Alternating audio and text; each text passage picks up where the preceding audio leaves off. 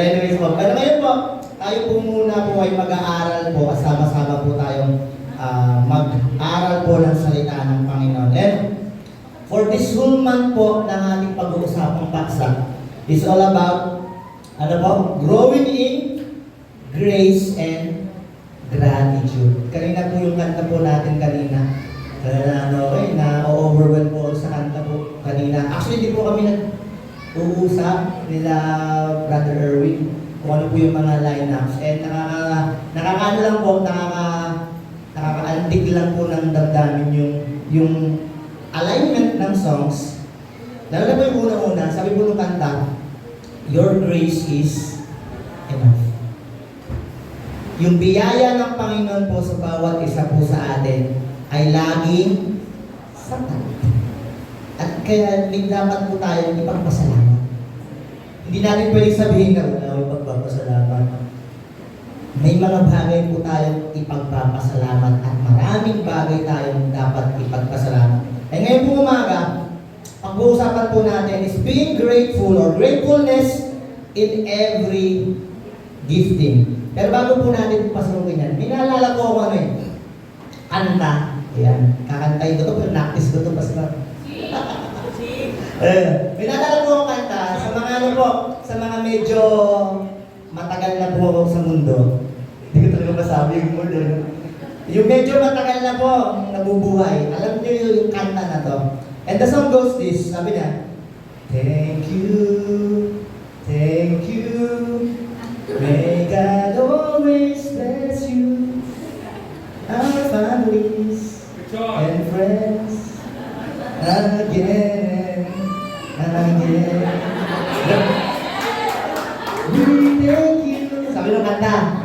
So, it's a secular song na kinakanta, pero yung message itself, sabi niya, salamat, salamat, kasi may pamilya ka, may kaibigan ka, may pwede kang ipagpasalamat. Ito tatanungin ko po kayo sa sandaling ito, yung marinig nyo pa lang yung word na salamat, may mga iniisip na kayong pwede nyo ipagpasalamat, tama? May mga tinitignan na kayo na, maraming salamat sa Panginoon.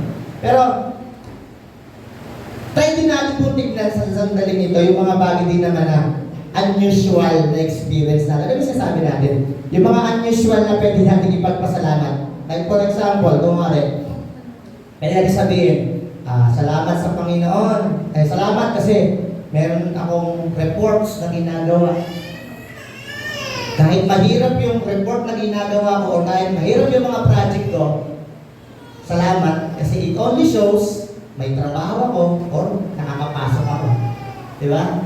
Ano ba yung mga unusual na pwede natin magpasalamat? For example, din yung ano, salamat kasi ang ingay ng paligid, ang ingay ng social media, lalo na po yung Facebook, di ba? Ang ingay, ang daming nagrarant. Pero it only shows we have the freedom para ilabas yung express natin yung nararamdaman natin, di ba? So, pagpasalamat natin. Ano ba yung pagpasalamat natin?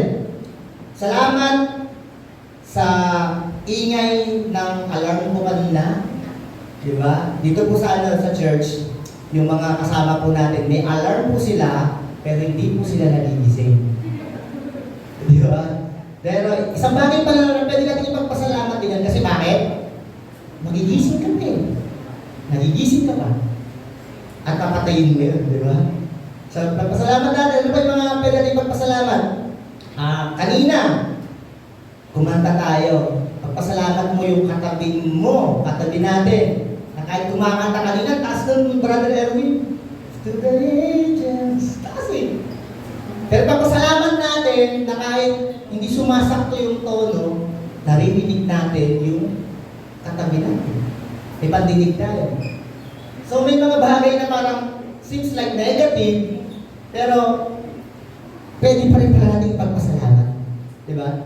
And sa mga pagkakataon po na yan, may mga bagay tayong ipinagpapasalamat, laging dapat ipagpasalamat. At gaya po ng isang bagay na hindi natin pwedeng iwala, na pwede natin ipagpasalamat, yung laging ipinagkakaloob ng Panginoon sa atin, which is yung biyaya. The gift of grace. And last week po, kung nandito po kayo, medyo binanghay-banghay ni Pastor yung biyaya na yun. Ngayon, babalik-balikan po natin. Pero, sandali ito po, pag-uusapan natin yung pagiging mapagpasalamat ko sa lahat ng bagay na ipinagkakaloob ng Panginoon. Sandali ito po, sama-sama po tayo mag-aral. Kayo po tayong lahat. And sabay-sabay po natin basahin yung ating pong passage for this morning. 1 Thessalonians chapter 5, yan, verse 16 to 18. Kasi napakaliit lang po ng mga verse na yan. So, sabay-sabay na po natin basahin ng sunod-sunod. Okay po? So, nakikita niyo na po ba sa ating screen? Say amen? Amen. Sige po, sabay-sabay natin basahin. On the top of our voice, ay baguhin po natin ng konti. Dahil medyo marami tayo. Unahin natin yung mga kalalakihan. Okay po? Then susunod yung babae. Then, pangatlong beses, sabay-sabay natin basahin. Okay po? So, una mo nang mabasa, mga kalalakihan. Then, susunod po, mga babae. Then, sabay-sabay po natin basahin. Okay po mga lalaki? 1 Thessalonians, ready? Begin. Pray continually, give thanks in all circumstances, for this is the will for you in Christ Jesus. Mga babae po.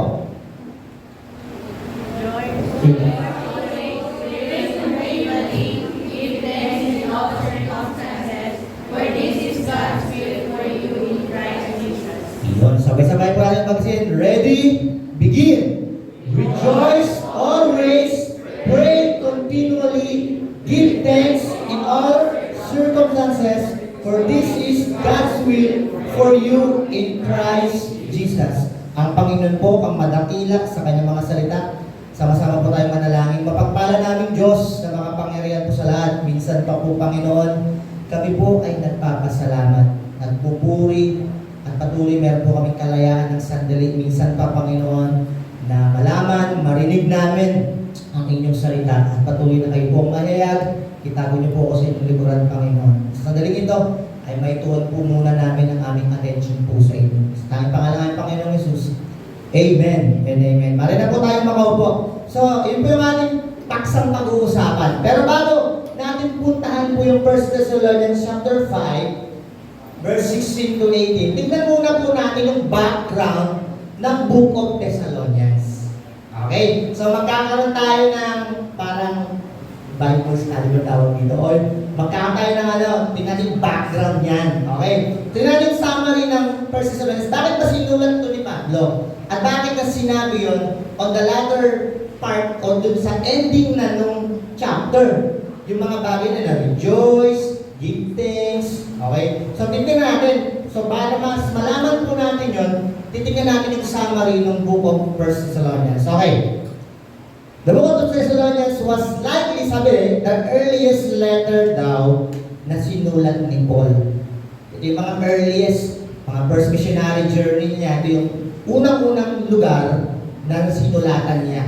Okay? And sabi niya, itong paksa na to is found in the Book of Acts. Okay? Where Paul and Silas, okay, went to the ancient Greek city of Thessalonica. Bakit napunta si Paul sa Thessalonica? And ang salita ng Panginoon sa Israel, tama? Kasi nagkaroon po ng konting pagtatalo si Peter at si Paul.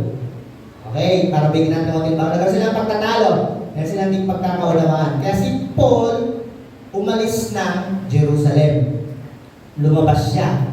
At isa sa napuntahan ni Paul, kasama niya si Silas, yung lugar sa Greek, which is yung Thessalonica. Okay? So, yun yung background niya na. So, next pa ko ito. So, after 1 month ng pagpunta niya doon, of telling people the good news about Jesus, a larger number of Jewish and Greek people gave their allegiance to Jesus. So, in short, isang buwan lang nag-mission dun si Paul at saka si Silas, yung mga Jewish and Greek people doon sa lugar, nagkaroon sila ng confession na naniwala sa Panginoon. Wow, ang bilis ng changes. Pero, nagkaroon ng problema. Next ko yun. Nagkaroon ng konting problema. Kasi, time, ang namumuno sa kanila, yung lugar ng Thessalonica is one of the province ng Roman Empire. So, nagkaroon ng konting problema na baka yung Roman Emperor is i-defy daw nila yung si Caesar. So, nagkaroon ng ganon. So, yung Roman Empire, nagkaroon ng pagpapasya na dakpin sila. Kasi baka nag-aaklas itong mga to eh. So ngayon, ang ginawa ni Paul at saka ni Silas, tumakas sila. Umalis sila sa Thessalonica. Nung pag-alis nila, yung mga tao sa Thessalonica, okay, is nakaranas ng persecution. Sinabing persecution, pinapatay, hinuhuli, kinukulong, kasi dahil nag-profess sila na sila ay Christian. So during that time yun. So ganun yung nangyari. And then, si Pablo, yung letter na to, is an attempt to reconnect with the Christians in Thessalonica.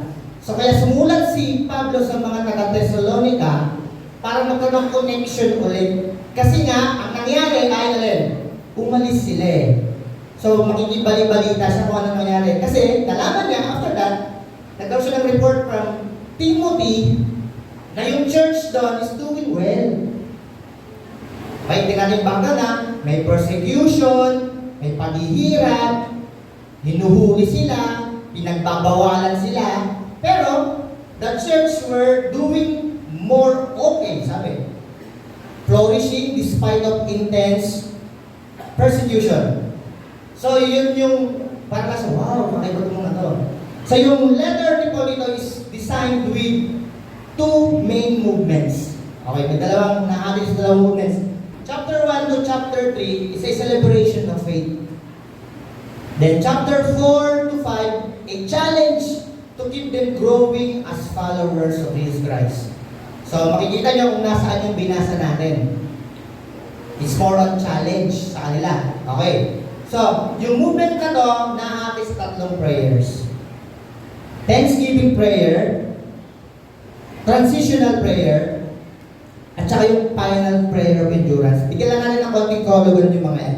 Thanksgiving prayer is opens by giving thanks and celebrating the Thessalonian church faith. Binigyan ng pagkilala ni Pablo yung pananampalataya ng mga taga-Thessalonica. Kung titignan nyo sa chapter 1, kinoment niya sila, wow, grabe kayo. Grabe yung pananampalataya nyo. Sinabi niya.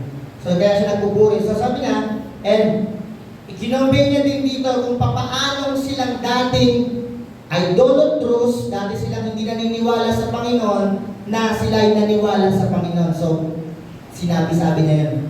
Then, pinakita niya rin dito yung mga bagay na tinalikuran ng mga Thessalonian Church Christian na para sundin yung Panginoon. To the point, tinalikuran nila yung nakasanayan nilang ginagawa. Okay? Then, ano naging transitional prayer dito ni Paul? Beginning from chapter 2. Na kung saan yung church na to is nag-transfer sila ng allegiance nila from the Roman Empire, from the things na ginagawa nilang nakasanayan ng idol worship, okay, to Jesus worship. Okay, so yung naging transition na nila. So, kinamention ni Paul sa kanila. And then, dito tayo mag-concentrate sa final prayer ni Paul. Kasi pinakita niya dito, challenge nila sila that they need to grow, they need a life that being consistent doon sa tinuturo ng Panginoon, okay? Being committed to love, to serve others, at pinakita niya rin din yung future hope sa pagdating ng Panginoon. Makikita natin din yung bagay na kung saan sinasabi ni Pablo na darating ang Panginoon sooner. Okay. So yun po yung pinakang background o summary noong Book of Thessalonians. From the time na nakakilala sila sa Panginoon, hindi sila tumigil para hindi manampalataya, sumamba sa Panginoon in spite and despite na pinaghihirapan sila. So dun sa binasa po natin, is more on a ipaalala sa kanila na ito yung dapat yung gawin. Dapat yung alalahanin kung paano kayo mag-i-endure pa. Sabi nga kanina ni Pastor, hindi ibig sabihin naging mananampalataya tayo, hindi tayo makakaranas ng paghihirap. Dito po, sa panahon nila Pablo sa Book of Thessalonians, persecution po, buhay. To the point, kinukulong sila kasi nag-church lang sila, nag-aaral sila ng salita ng Panginoon, pinapatay sila. Kaya iniingkarin sila ni Pablo na kailangan yung lumago pang patuloy. At ito yung mga kailangan natin gawin. At para mas makita natin yung bagay na yun, balikan natin yung binasa natin. Sabi doon, kung yung pag-post yung natin, may text sabi niya, rejoice always, pray continually, give thanks in all circumstances, for this is God's will for you in Christ Jesus. Kung titignan natin, parang it's common words yung mga ginamit, pero napakadiin at napakalalim po ng ibig sabihin. Tignan po natin. So the question na titignan natin is, what does it mean to be grateful in every gifting na binibigay ng Panginoon sa atin? Dahil po sabi natin kanina, ang dami natin pong pwedeng ipagpasalamat sa Panginoon. Ang dami natin dapat tignan. At para mas makita natin yon, may tatlong bagay tayong dapat unawain. Una po dito, we need to understand what it means to rejoice always. Ano ba ibig sabihin ng rejoice always? Tignan natin yung unang salita dyan. Yung word na always, sasalin ko po kasi ang ginamit evermore. Okay? In Greek language po, it's pantote, okay? Which is always or ever. Okay? And then, yung kanya pong original word is past, every, any, whole, evermore. In short, sa lahat ng panahon, always, lagi-lagi, gagawin mo. At dapat natin gawin. Huwag mong kakaligtaan. Kung tatanungin ko po kayo, ano yung bagay na hindi niyo po nakakaligtaan gawin? Kumain. Wala pong tao dito magsasabi na hindi niya nakakaligtaan hindi kumain. Kahit sa isang araw, isang beses, nagagawa mong kumain. So isang bagay din na pinapagawa. Na kung titignan natin, bago na tayo magtuloy-tuloy, is i-review natin saglit yung yung binanggit ni Pastor last time. Balikan natin about grace. Naalala ko lang. Ano po yung ibig sabihin ng grace ulit? Something we don't deserve. Diba? Undeserved favor. Pero nung tinignan natin yung pag-aaral niya, yung pinakang word niya kasi, it means charis, or charis. It means a undeserved favor, rendered thanks. Siningit na yung salitang rendered thanks.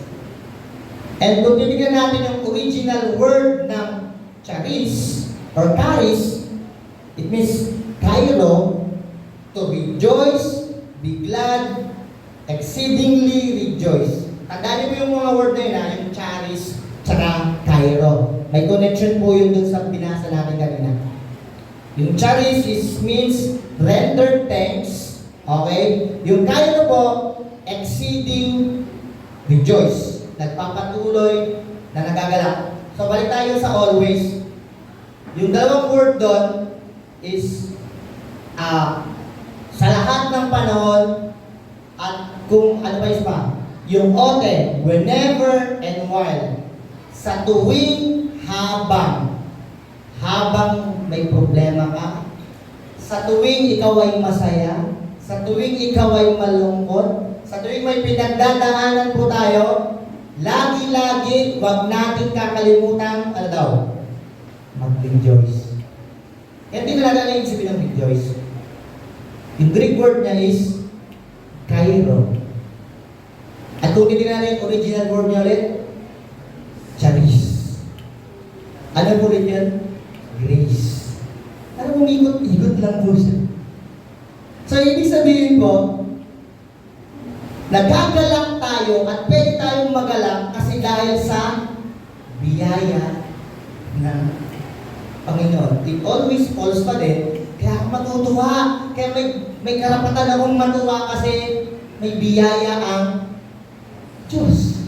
Kaya dapat akong lagi-lagi matutuwa. Kaya dapat akong sa lahat ng panahon matutuwa ako at magagalak ako kasi yung biyaya ng Panginoon. Nakaakibat yun. Hindi lang dahil nanalo ka sa isang bagay na maganda, may manangyaring maganda sa lahat ng pagkakataon kasi nakalakip doon yung salitang biyaya. Hindi lang po tayo magpapasalamat kasi feeling ko dapat magpasalamat lang. Magpapasalamat tayo dapat kasi yung kalakip nun ay yung salitang biyaya. Sa ayaw sa gusto po natin may biyayang ipinagkakaloob po ang Diyos. Bakit? Kaharap ko po kayo ngayon. Biyaya po ng Panginoon, nakakaupo po kayo dyan, nakakatayo kayo, nakakapakinig kayo, makakapagsalita tayo. Kasi dahil biyaya pa din po ng Panginoon. Hindi natin pwede sabihin, pastor, yung mga pinapanalangin ko, hindi pa ginagawa ni Lord eh. Maaaring hindi niya pa po ginagawa yung mga pinapanalangin natin, pero ang dami pa pong unang bagay na ginawa ng Panginoon sa inyo. At nakalangit po yung salitang biyaya. Magpapasalamat ako, matutuwa ako kasi biyaya. Hindi lang dahil may nakukuha. Hindi lang dahil merong bagay na inaasahan. Kasi may mga bagay na siyang ibinigay sa inyo. So, hindi lang kasi ang tao, aminin natin po sa hindi, ang tao po natutuwa kasi puro positivity lang. Tama, di ba? Di ba sabi nga lagi sa social media, good vibes. Di ba? Pero sa aminin natin sa hindi kayo makakaranas ng laging maganda. Maaaring paglabas nyo dyan, maulan kayo agad. Hindi tayo nagdala ng payong. Ngayon, paglabas natin, sasakay ka ng jeep, punong-puno yung jeep. Bad trip ka agad yun. Pero kung titignan ninyo, hindi lang kasi yung dapat kang matuwa. Kasi sila nasabi sa atin, kahit sa lahat ng panahon, ng pagkakataon ng buhay na meron po tayo, sa lahat ng sitwasyon ng buhay na meron po kayo, matuto tayong magalak. Alisin natin yung kaisipan na pag may maganda na nangyayari sa akin, dapat ako galak. Diba? Talala ko po yung nanay ko lagi, kasi sabi niya, dapat di natin sineselebrate yung birthday. Kasi wala kayo handa. Kasi makakatanda ng ano.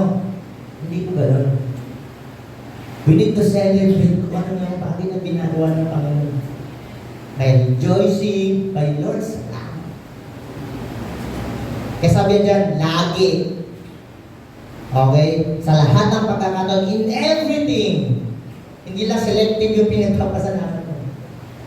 Kaya pansinin niyo po, bakit maraming tao, kahit nasa gitna ng problema, nakakangiti? Bakit sa kagitnaan ng siguro na meron po sila, nakakangiti? Noong nakaraan po, siguro isang buwan na nakakalipas yun, may pinuntahan po akong patay. Patay po ito. Usually, sa setting ng patay, ano po ang itsura ng mga tao? Siyempre, malungkot pa sa malungkot. Pero doon, makakakita ka ng kalungkutan, even may kalungkutan, expected mo yun, may kalungkutan, pero nakikita mo yung something na merong joy pa din. Hindi natin matatanggal yung sorrow nila, hindi matatanggal yung kalungkutan, kasi someone nawala sa kanila. Pero yung kagalakan nila na, hindi na siya nahihirapan. At sooner, magkikita kami. Hopeful eh.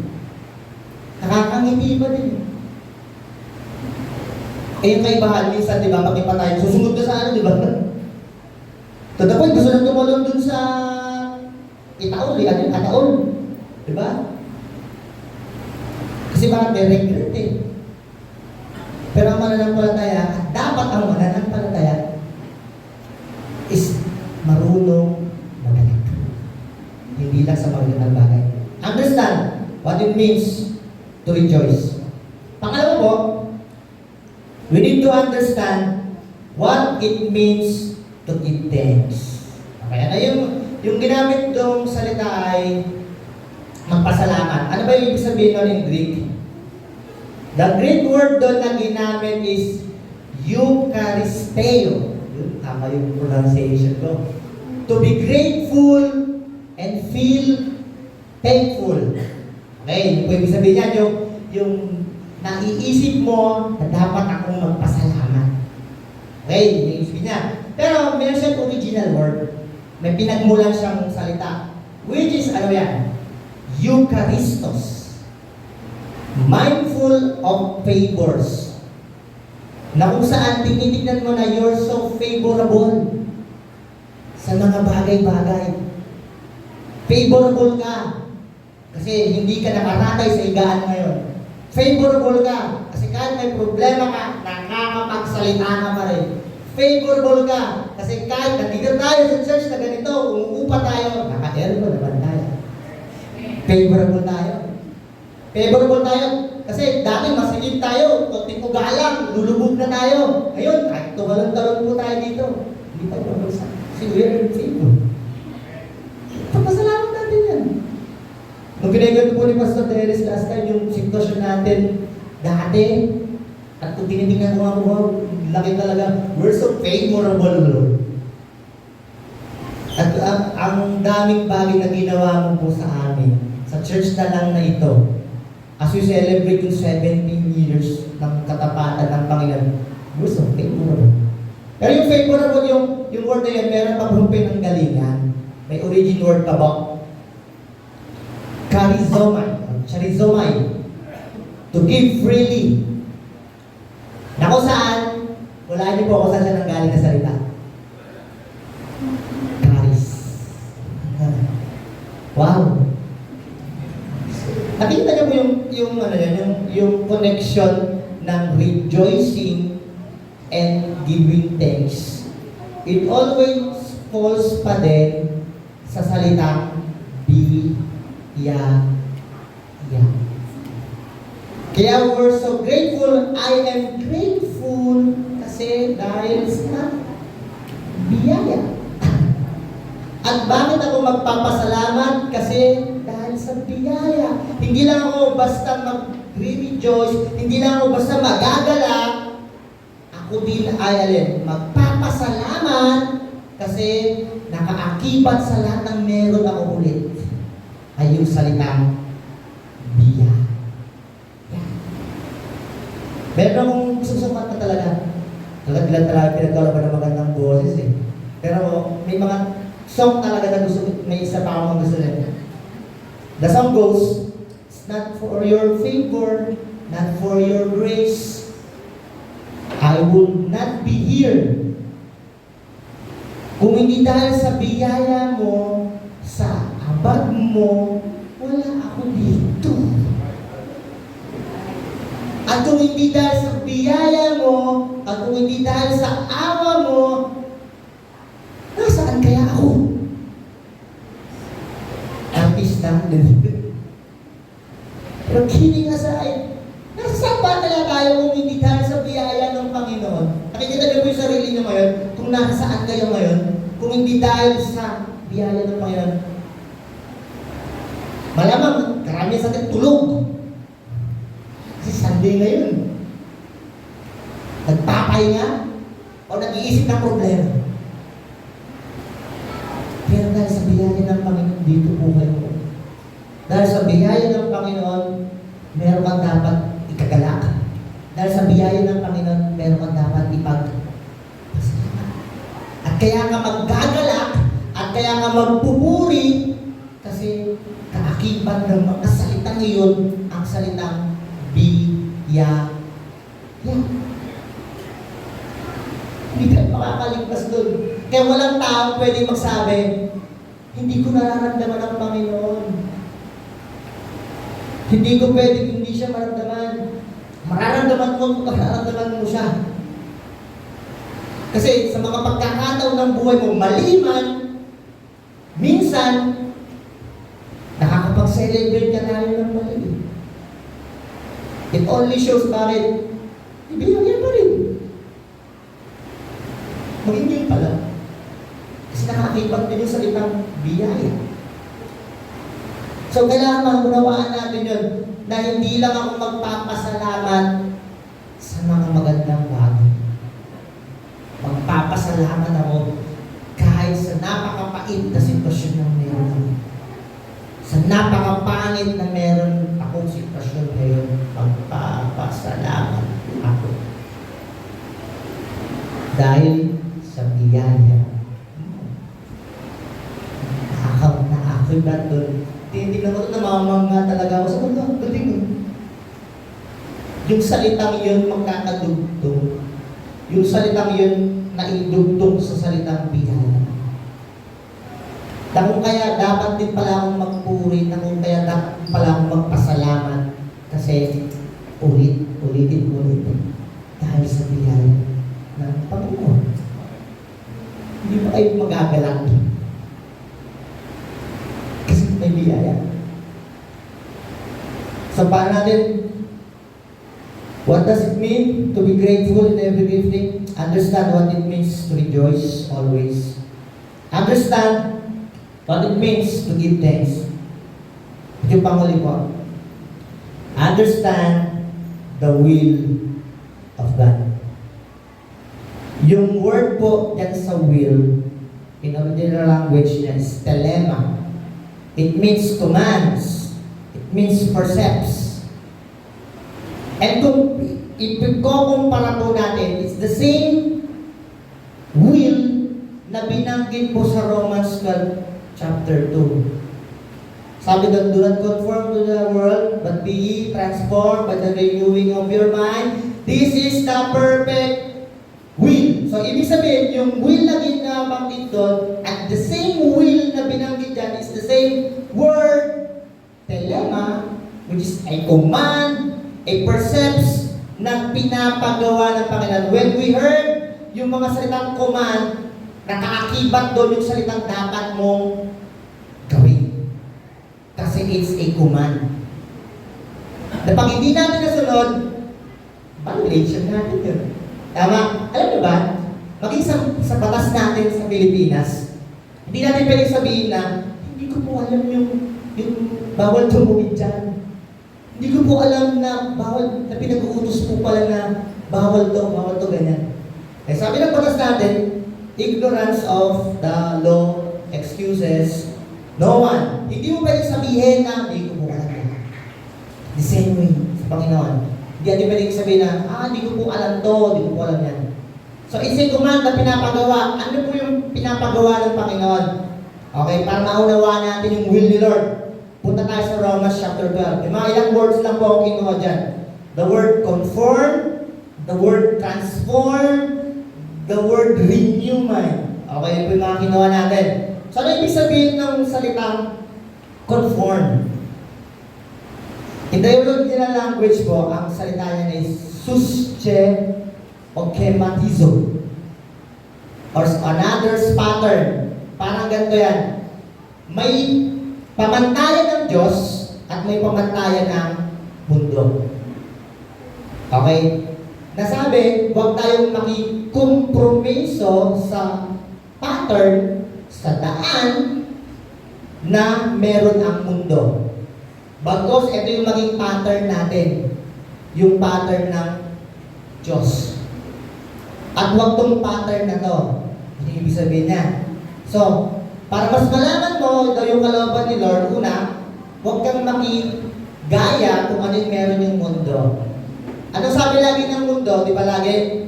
Kung ano yung nasa puso mo, sundin mo. Ginawan pa nga ng kanta yan, di ba? Huwag kang mahihiya kung yan ay totoo. Ayaw ko lang kantay, wala akong boses eh. Di ba? Pero it only shows na, kung ano nasa puso mo, gawin mo. Sabi ng mundo eh. Medyo mas bumigat yan ngayon. Dahil sabi ng mundo, wala ka namang naapakang tao. Gawin mo lang kung anong gusto mo. Ha? Hanggang wala kang naagrabyado. Gawin mo kung anong akala mo tama. That's the pattern ng mundo. Kasi sabi ng Diyos, huwag yun yung pattern mo. Ang pattern mo is ito. Huwag yun ang gayahin natin. Kasi meron akong pattern na gagawin. So una, sabi niya, para maunawaan yung will ni Lord, huwag tayong makigaya, in short, doon sa meron ang mundo na pamamaraan. Pamamaraan kung paano i-handle ang problema, pamamaraan kung paano i-handle yung mga blessing, pamamaraan kung paano i-handle yung mga sitwasyon sa buhay. May mga pamamaraan ng mundo. But the Lord prepares another pattern. So yun yung ibig sabihin na do not conform. The next word is transform. Ang Greek word natin dyan is metamorpho. Change into another form. Nauso po dati yung palabas na transformer. Sino yung kilalang transformer? Si Voltes 5. Si Voltes 5 yung transformer. Kaya sila sila Bumblebee, yan, sila Optimus Prime. Optimus Prime. So, nagtra-transform from being a car na nagiging malaking robot. Pero, alam niyo ba, it's the same person pala. Si Optimus Prime pala yun. Pero hindi ko yun. Nagbago lang siya ng itsura. Pero it's the same person pala. Ang sinasabing transformation, nagbago ka ng form. Hindi lang nagbago ng into something, nagkaroon ng pagbabago ka talaga. Ang magandang example dyan yung butterfly. Bago siya maging butterfly, ano muna po siya? Ano po, yun yung bulate, bukod. Caterpillar. Bulate, Caterpillar. Tapos magiging ano siya, kukun. Tapos magiging ibon. Magiging butterfly. Okay, magiging may something na nag-change. Yun yung change na tinutukoy. Hindi lang nag-base ka. Though may reflect yun pero nagkaroon ng pagbabago. Nagkaroon ng transformation na dating addict ako, ngayon, addict na kay Lord. Diba? Ibig sabihin, dati, lagi ako sa labas. Ngayon, lagi na ako sa loob. Nagpupuri kay Lord. Diba? Nakakatawa nga yung mga kabataan natin Yung mga kabataan po natin, alam niyo po ba, pagkatapos ng school nila, kasi malapit lang po yung mga school nila dito, dumadaan po dito. Kaya po nauubos yung kape namin Diba nakakatawa po kasi dati, ang tambayan ng mga yan, mga kabataan, di ba? Basketball, bilyaran, ng panahon namin, bilyaran, internet shop. Ngayon, wala na Ngayon, sa church na sila. Wow. Nagkaroon transformation. Di ba? So, yun yung dito ko ito, para mas maunawaan daw natin yung will ni Lord. Do not be conformed, but be transformed. Then next natin yung renewing of the renewed mind. Anakinosis. Complete change for better. May binanggit na complete change po. Minsan kasi inisip natin, nagbago naman ako Lumala ka. Nagbago naman ako. Diba? Dating tahimik, naging wet lalo diba? Ang sasabing, renewed mind. Change for better. Na kung titignan niyo po, at tatanungin niyo po yung sarili niyo ngayon, nagkaroon po kayo ng pagbabago for better or for worse? Bakit for better? Kasi it's one way to understand the will of the Lord. Na kung saan kailangan mong magkaroon ng bagong pag-iisip, bagong way ng gawin ng takbo ng isip mo, bagong gawin ng paano mo i-handle yung problema. Kasi yun yung will ni Lord sa atin. At para magiging grateful tayo sa lahat ng bagay na ginagawa niya, maunawaan natin yung kalooban niya. Kalooban, in short, pinagagawa niya. Hindi yung kalooban na yung gusto ni Lord para sa akin. Hindi yung ibang yun. Yung will na tinutukoy dito is yung pinag-uutos niya. Ano yung pinag-uutos niya? That we should not be conformed, but be transformed, and with the renewing ng mind natin. Yun yung will ni Lord. And by doing that, by having that, it is easy for us to say, Lord, I'm so grateful and thankful sa lahat ng meron ako ngayon. Kaya din naman marahil, baka din naman, nahihirapan tayong magpasalamat sa Panginoon kasi hindi natin nauunawaan yung kalooban ni Lord. Nandun lang tayo sa dalawa. Praising, giving thanks, okay po yun. Pero hindi po dun kasi natapos yung sabi ni Pablo eh. You need to understand the will of God. Saan ang connection na sa grace? Kung titignan niyo po sa verse 28, buklalin ko lang po yung verse 28, may binanggit pa rin po grace. Hindi pa rin po mawawala yung grace dyan. May grace pa din po. Kasi will ni Lord, parang wala namang grace doon. Buksan ko lang buwan. May grace pa din po dyan na binanggit. Verse 28. Sabi niya, after binasa yun, sabi niya, and the grace of our Lord Jesus will be with you. It's something na ipinangako ng Panginoon na ipagkakaloob niya. Once you understand yung bagay na ito, once you know the will of the Lord and the grace of God will be with you and be with you. Ang sarap nun, di ba? So sa lahat pala ng pagkakataon, kaya ako may kagalakan, kaya ako dapat magalak, hindi lang dahil ako'y natutuwa, hindi lang dahil ako'y may ipagpapasalamat, kasi nauunawaan ko lalong higit yung kalooban ng Panginoon. Alam niyo po isang bagay na hindi dapat natin mamimiss sa kalooban ng Panginoon. Yung magkaroon tayo ng pagkakataon na kilalanin siya bilang Panginoon Tagapagligtas. Kasi yun po pinakang una at higit na kalooban niya. Na huwag mong mamiss yung bagay na yon. Na sa kabila ng bagay na nailatag natin, yung unang-una na yon. Yung kalooban niya, makakilala ka sa kanya. Kaya din naman siya naparito sa mundo para iligtas ka. Kalooban niya na makilala mo siya. Kalooban niya na kilalanin mo siya sa buhay mo. Yun yung kalooban niya sa atin. So kaya, kung ikaw ay bigan, nalilito ka doon sa bagay na baka nailatag natin ngayon, yung unang-unang bagay, isang bagay na gusto ng Panginoon na maging malino sa iyo unang-una. Magkaroon tayo ng relasyon sa Panginoon. Sabi nga ng praise and worship kanina natin, it's not the religion, kasi religion. It's more on relation sa Panginoon. Kasi yun yung kalooban ng Panginoon eh. Kasi kahit punta tayo ng punta sa simbahan, kung wala yung relasyon sa Panginoon, wala ka rin. Hindi yun yung kalooban niya eh. Hindi lang niya kalooban pumunta ka dito. Kalooban niya na makilala mo siya.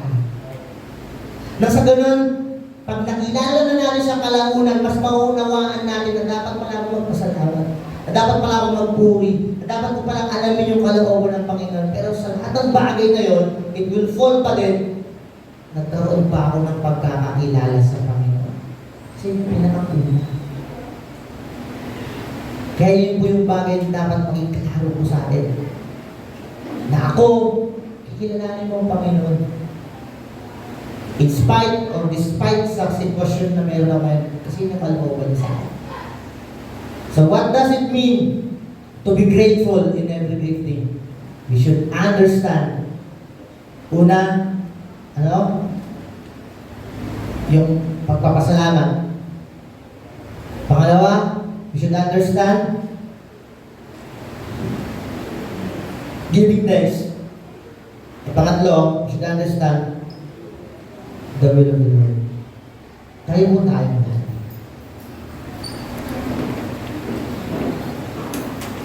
Bago mo tayo manalangin, isang katotohanan po yung nalalaman natin ngayon. That grace, yung biyaya ng Panginoon, is always associated with giving thanks. Hindi natin maiwawalit yan. Magpupuri ako, magpapasalamat ako, kasi may biyaya. Hindi natin pwedeng iwala yan. Wala po sa ating pagkakapikit. Ngayon nakita po natin yung katotohanan na oo nga, may dapat pala akong ipagmabuhay pa din. May dapat pa din pala akong ipagpasalamat. May dapat pa din pala akong tignan at balikan na ako nga. Na sa lahat ng bagay na yun, kasi dahil mayroong biyaya ang Diyos. Kahit sa pangit, kahit sa napakalungkot na sitwasyon mo ngayon, sa napakagulong sitwasyon na meron ka ngayon, may dapat ka pa din ipagmabuhay. May dapat ka pa din ipagpasalamat. Kasi sabi nga, yung biyaya ng Panginoon nakaakibat mo. At di natin pwede sabihin na, hindi ko nararanasan yung biyaya ni Lord. Nararanasan mo. Hindi mo lang nire-recognize. Kasi nakakulong tayo sa mga bagay na, totoo, may mga bagay na hindi pa pinagkakulong ng Panginoon. Pero may bagay siyang ipinagkaloob sa'yo. Totoo, may mga pinapanalangin tayo na marahil hindi pa sinasagot ng Panginoon. Pero ibinigay siya sa'yo. At yun yung gusto niyang makita natin. At makita natin na yung kasampatan ng biyaya ng Panginoon. At sa lahat ng bagay na yon, bukod sa biyaya ng Panginoon, na makita natin, ma-experience natin, maging malinaw sa atin yung kalooban ng Panginoon na gawin natin. Doing His will. That we should not be conformed, but be transformed by the renewing of our mind. Nalangin po tayo. Magpala namin Diyos, napakapangyarihan po sa lahat. Lumalapit po kami minsan pa po sa iyo. Lord, yung sitwasyon ko po ngayon, sitwasyon po namin ang hirap, ang bigat. To the point, Lord, di ko na po alam kung ipagpapasalamat ko pa ba ito. To the point, nauwi na po ako sa sitwasyon na inireklamo ko na nga po ito.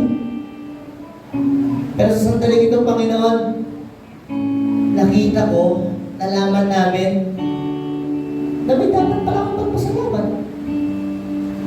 Kasi yung salitang salamat, yung salitang kagalakan, nakakakibat doon yung biyaya mo. At yung biyaya mo, Panginoon, lagi mong ipinagkakaloob sa amin. Panginoon, maraming salamat. Patawad, Panginoon. Kasi nakukulong kami sa kahon doon sa bagay na doon lang sa magandang bagay kami dapat magpasalamat. Kasi maging sa mga pangit, sa mga magulong sitwasyon na meron po kami, dapat pa rin po namin ipagpasalamat. Lord, maraming salamat. And ikaw naman, kaibigan, kung wala ka pa naalala pagkakataon na kinilala mo yung Panginoon sa buhay mo, maaari magsundan mo yung panalangin na to. Sabihin mo, Panginoon, maraming salamat. Kasi nagkaroon ako ng pagkakataon para marinig ko yung salita mo. Na ako pala iniyaniyahan mo para mas magkaroon ng magandang connection, which is relasyon. Kaya sa daling ito, Ama, kinukuha ko po yung pagkakataon para anyayahan ka sa aking buhay. Sabihin mo yun, anyayahan ka sa aking buhay bilang aking sariling Panginoon at tagapagligtas ng aking buhay. Ako po'y nananampalataya, Panginoon, sa lahat ng bagay na ito. Ako po'y makakasumpong ng inyong kaligtasan. Patuloy po tayo manalangin. Ikaw lang, matagal ka ng mananampalataya. Matagal mo nang kinilala yung Panginoon.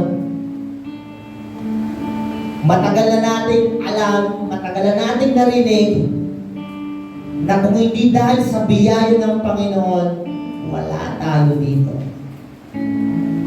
Panghawakan natin yung pangako na yun. Panghawakan natin yung katotohanan na yun, na ang kasampatan ng biyaya ng Panginoon ay dapat nating ipagpasalamat natin sa Kanya. At mayroon tayong dahilan na dapat pa rin tayong magpuri sa Kanya. Kahit na sitwasyon ka ng pangit, magulo, litong-lito ka na, may dahilan ka pa rin para magmapuri at magpapasalamat. Kasi yung biyaya na binigay ng Panginoon sa iyo, yung kaligtasan niya. The undeserved favor ng Panginoon, ibinigay niya po sa atin. Isang bagay na yon, dapat natin ipagpasalamat. At marami pang bagay, dapat tayo ipagpasalamat sa Panginoon. To the point, sabi nga ng psalmist, we should name it one by one. Pakalanan mo, i-profess mo yung mga bagay na ginawa ng Panginoon. And I know, ang daming bagay na ginawa ng Panginoon. Huwag po tayo makulong doon sa kahon na dahil may sitwasyon na pangit, may sitwasyon na hindi maganda, wala ka nang dapat ipagpasalamat sa Panginoon. Meron po. And the truth of the matter, kahit sa pangit na yan, meron pa rin po tayo dapat ipagmapuri at ipagpapasalamat. Kasi dahil po sa biyaya ng Panginoon. Kaya Panginoon, maraming salamat po. Maraming salamat sa biyaya na lagi mong pinagkakaloob sa amin. Hindi namin to deserve, pero ipinagkaloob mo po sa amin at ipinagkakaloob mo sa amin. Kasi mga anak mo po kami. Maraming salamat. Patuloy, Panginoon, dalangin po namin na sa tuwing minsan pa, may mga pagkakataon o may tendencies na maikahon na naman kami sa ganong kaisipan. Nakita namin yung kasampatan ng biyaya mo, Panginoon. Nakita namin yung kagalakan ng biyaya na meron po kami. Yung kagalakan, Panginoon, nung saan nung una ka namin nakilala. Paalala mo po sa amin, Panginoon, balik-balikan namin. Maraming salamat po sa patuloy na pagpisan ng Ama, pagkilos ng banal na Espiritu sa bawat isa. Kayo po malayang kumilos sa amin, Panginoon. Sa aming pangalan, Panginoon Jesus. Amen.